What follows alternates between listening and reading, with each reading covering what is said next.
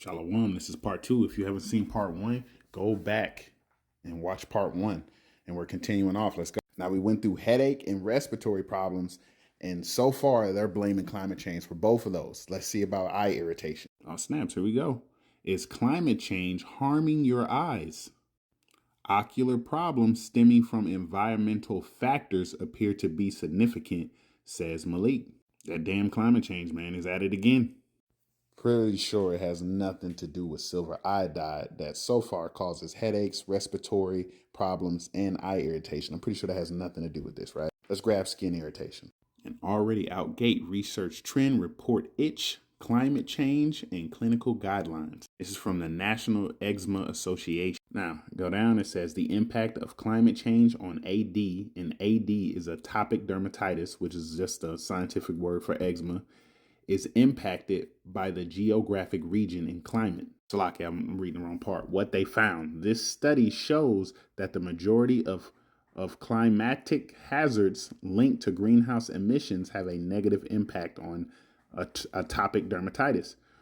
Prevalence, severity, and AD, atopic dermatitis, healthcare utilization, said Jessica Johnson, MPH, Director of Community Research and Engagement at NEA, which is National Eczema Association. So, of course, we know that for those of us who have family members that had eczema or had eczema themselves, do we know that weather could really affect how severe your eczema is?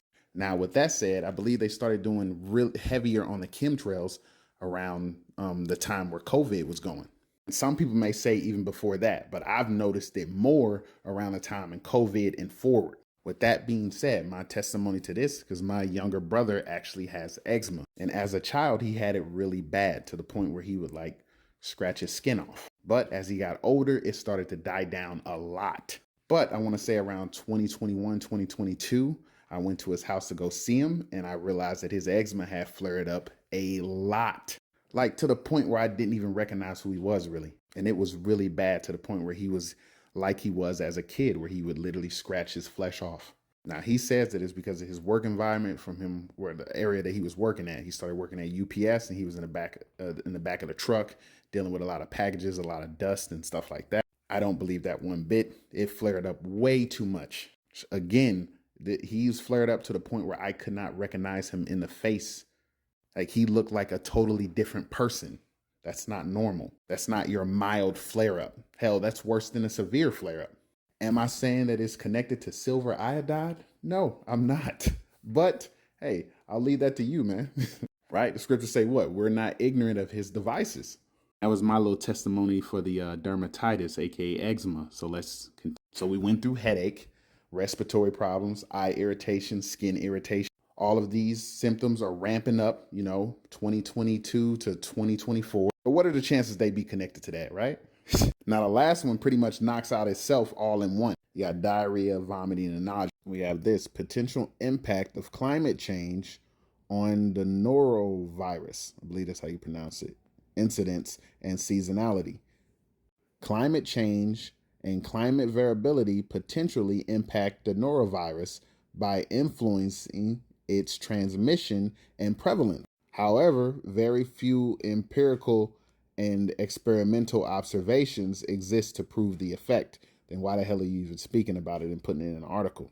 This is because Esau Edom needs a scapegoat for these effects that these possible chemicals he's releasing is causing. Let me start with just saying that this is just me speaking as a man.